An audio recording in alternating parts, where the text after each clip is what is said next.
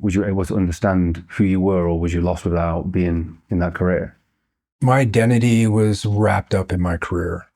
I was the Green Beret. I was that freedom fighter. I was that hero. When that was stripped away, because everything's going to get stripped away, right? Who you are today won't be who you are tomorrow and the next day. And at each evolution in your life, you're going to have to die to who you were.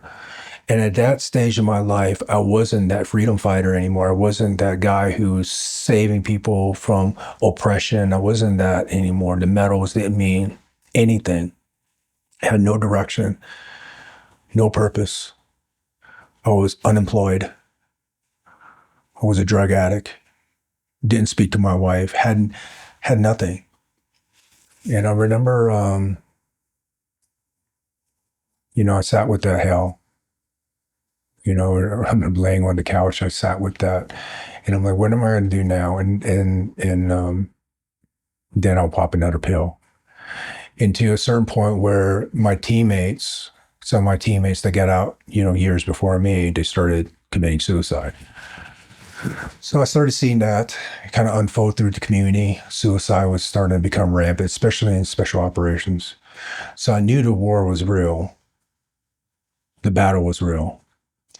And then, the thoughts of, depression, suicide started creeping in my own mind. So that's when I knew I had to change or I'm going to die. So the first step was, you ever had the moments where you're tired of who you are? You look in the mirror and you're just sick of that person. Well, I remember that I got up and I looked in the mirror and I was just sick of that person. I hated him. And that gave me enough energy to run around the house and take all the meds that I was caching through the house, and I dumped it down the toilet, flushed the toilet. And then I had to suffer through, months of withdrawals. But it was that moment of hate, the moment of loss, I hate you kind of moment was what pushed me to the next evolution of I need to heal. So after the drugs, I dumped the drugs. I sat in there for probably 3 months, withdrawals, vomiting, shiver, the body was very addicted to opiates, cold sweats. And then I realized that my mind was starting to turn on me. The suicidal thoughts started getting stronger, the voices, the mind playing loop back of what I saw overseas over and over, and lost teammates, war, over and over and over. And it's tied to your nervous system. Every thought is tied to emotion, right? So at that point, I was just living in anxieties. So that pushed me down, the road towards, meditation and healing. The meditation journey at that point, did that pull you away from the suicidal ideation or those thoughts, and did it help ease you off the medications?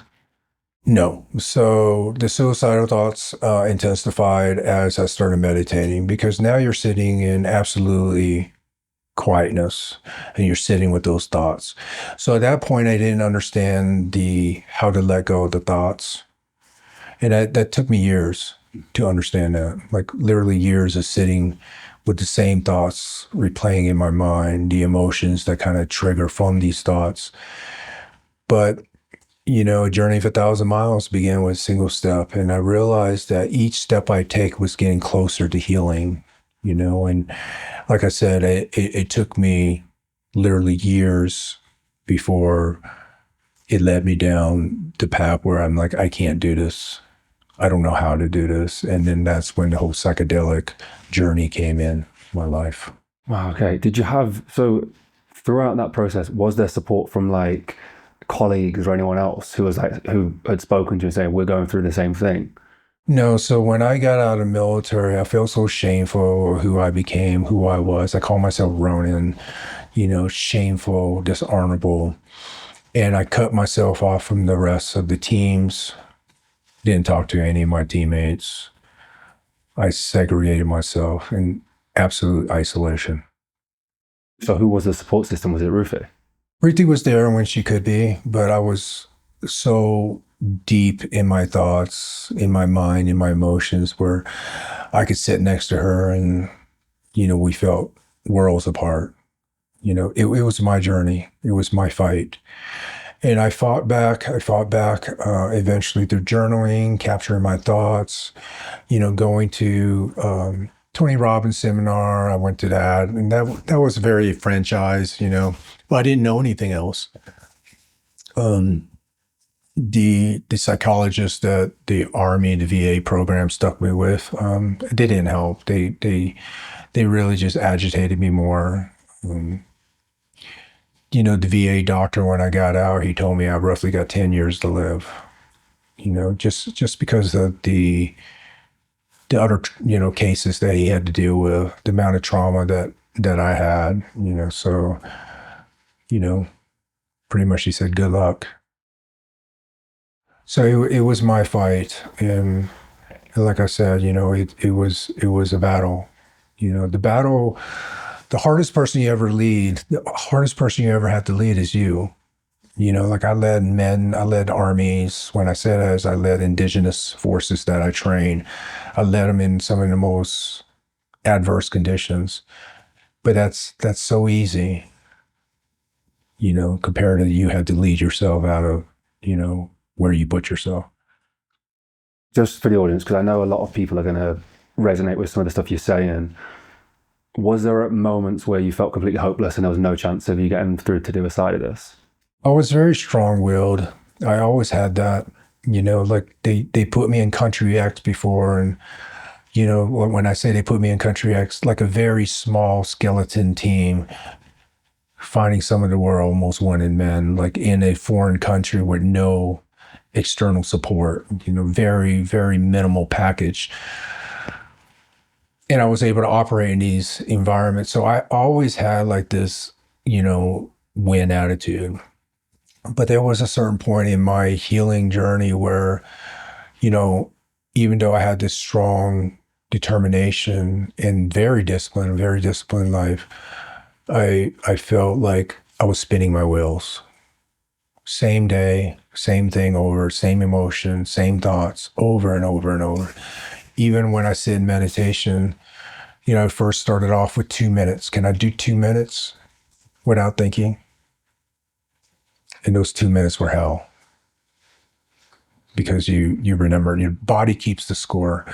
It remembers every trauma that you experience. And sometimes, my anxieties would surface so bad where I can't even barely breathe. It was like choking me out.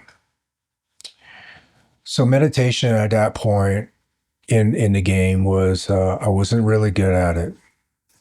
But I remember a monk telling me in the Himalayas, he told me when I was on the teams, he said, the best meditation style is the one you do every day. So I did. I sat with myself every day. 2 minutes became 5 minutes. 5 minutes became 30. And as I started developing myself, now I sit 3 hours in complete silence meditation. So what I want to tell you is that, a journey of 1,000 miles began with that single step. Who do you want to be? When you look at yourself in the mirror and you're like, I'm hopeless, I hate this person. That's grace, right? Because I used to look in the mirror, that same person, I'm like, yeah, I'm badass, but I wasn't. Right. And then after I got out, I look at that same person in the mirror and now I hate you. Well, that's the seed for change, right? Because if you're tired of who you are today, you're going to change. If you're content with who you are, why change? It works. Yeah, I think a lot of the guys who are watching this who are struggling are not happy with who they are. Like I think they're probably at that point of awareness. What was going on inside your head? What, like you say, you try and shut down through meditation, but your thoughts would just run wild. And some people talk about when they wake up, the moment they wake up, they just have these thoughts and these anxieties running through their head. What were the thoughts? What were the things that would go through your head? So first you got to track it, right? So usually first you feel it, you feel that emotion, and you got to track that emotion to the thought. So if you wake up and you have these anxieties, well, you got to track that emotion to the thought. If it's hate, if it's judgment, if it's anxieties, what is feeding that emotion? Because I'm pretty 100% sure it's a thought that's feeding that. So for me at that point, it was, man, it was hate. I hate this stage of my life. I hate that I'm not, free falling and doing combat operations, shooting night vision. I hate that I'm not liberating the press. But I realized that at a certain point was I did it. Man, I did it for almost 2 decades. You can't be that guy forever. You either evolve or you don't. And God's put me in a new evolution of my life. Either I embrace it or I don't. So a lot of these thoughts that we hold on to, it's literally tied to the past. I wish didn't do that. Well, you did. I wish I didn't make that mistake. Life is full of mistakes. Success is built on mistakes, right? So that's where I started coming to the thought of like, okay, I needed to move on. I needed to evolve, or I don't. If I don't evolve, I die. In combat, the moment you stop moving, you die. In a gunfight, you move. You move to cover, you move to concealment. You're looking for the best terrain to inflict, uplay position on your enemy. Interlocking fire. You're always looking for that advantage on the enemy. But here I am. I'm consumed with my thoughts, but I'm not moving. So I knew I needed to move. I needed to move forward. And getting rid of those thoughts that are holding me down was the first thing. And like we said, awareness is the first one. What would a typical journal entry look like? Let's say you had a thought, like what would you specifically write down? The time, the date, the environment, and the thought. What puts you in that thought? Is the environment? It's the time of day? Because a lot of times it is. We are a creature of habits, the human being. We're a creature of habits. If you get up in the morning, you drink coffee, you sit, like there's habits that you form throughout the years. You eat dinner at the same time. You work out. If you work out, you work out at the same time. You go to work at the same time. You eat the same meals every week. We're a creature of habits. Any animal is a creature of habits. When I was in Malaysia doing jungle warfare training, animals would go and drink water at a certain time of the day. They would go to the same bed down locations, right? Same thing over and over. What is it? And usually your environment has a lot to do with your thoughts. Why is your thoughts, surfacing when it's this time of day, this environment? And once you start writing all that stuff down, your thoughts, the time of day, and then you start doing like a 2-week journal, you're going to start seeing repeats. Oh, Tuesday, I do this and I feel this way. Every morning I feel anxieties at whatever time I wake up. Write it down. And what is the thought that's latched onto it? Because that's the loop back, right? So when the emotions surface and you have anxieties, what is the thought that's tied to it? Now, 100% guarantee you, anxieties is usually tied to something of the future, worrying about something that hasn't happened yet. And depression, shame is usually tied to something of the past. So when you feel these things, you gotta latch on, okay, I feel shame. Oh, that's because I did this 10 years ago. Write it down. That's your enemy.